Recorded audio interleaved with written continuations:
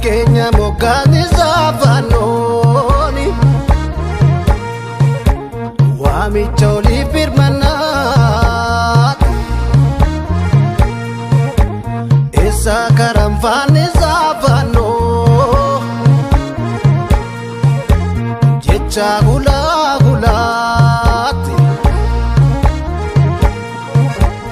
qeerroo qoricha roorroo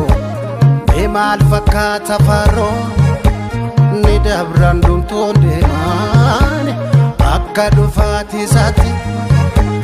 waliif jirranaan jedhee amma lubbuun jirrutti jabaatan mucaa ta'uuni hundan nama jaalata laafannu naagduu ta'uum yajoole yartuun nama tuffataa kanaaf jirran jifannee jirraan gatiin qabu qofaasaa waan eegalan goola boofegaa murteessaan bu'uurisaa dinagdee fi beekumsaa waaltessuu barbaachisa.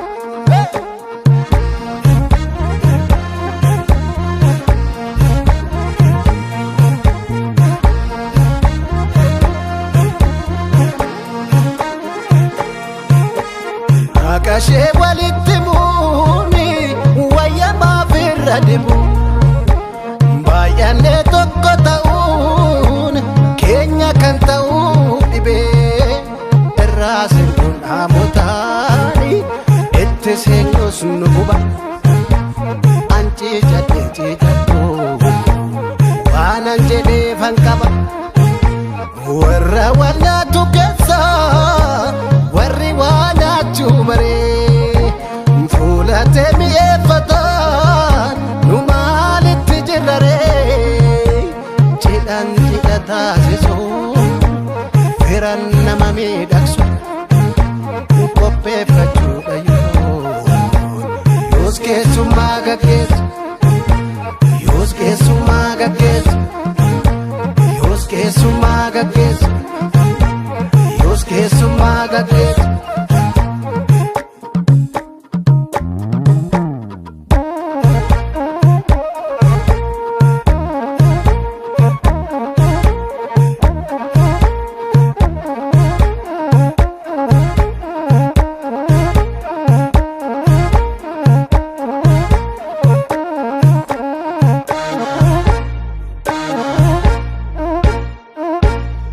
Socho'uu raafamuu homaan gaaraan dhiibin yaa gowwa warwarraa umboora'uun tariidha lakkiinu malee suwa kan lafa shii jaalachaa garuu nama shii jibbu fakkeessee mimmaan hataa kan ija ummataa hatu dachiin keenya sambaatu ofittuun kaleessitu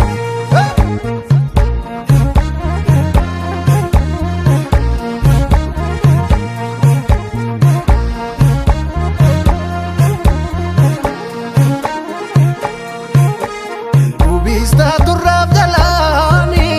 bakkittiin sun hoomillee danda'uudha taatasuushii faga qabne fiixashii jabeessin jabeeffannaa gadhiisan salphinishi gaafa jiraaduufi warra kolfaas ta'u guduunfaan bara dheeraa jaarraa tokko falakkaa muraasaan inni gamuuni fuudhan malee wal harkaa dubbiin loomii shantamaa sun kan hubataa